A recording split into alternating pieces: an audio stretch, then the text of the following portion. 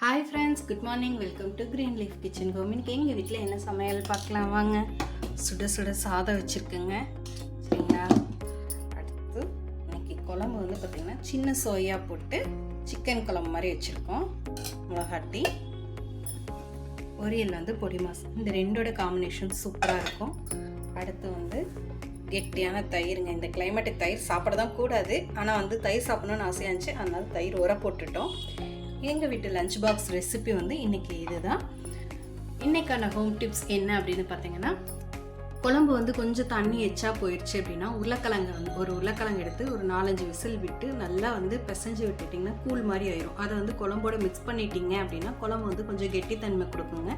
இல்லை அப்படின்னா கடலை மாவும் கூட வந்து 1 டீஸ்பூன் வந்து லைட்டாக தண்ணியில் கலந்து மிக்ஸ் பண்ணி அதில் ஊற்றுனீங்கன்னா அதுவும் கெட்டி பதமாக இருக்கும். இந்த டிப்ஸை வந்து யூஸ் பண்ணி பார்த்துட்டு எனக்கு கமெண்ட்ஸில் சொல்லுங்கள். என்னோட சேனலை பிடிச்சிருந்தா சப்ஸ்கிரைப் பண்ணுங்கள்.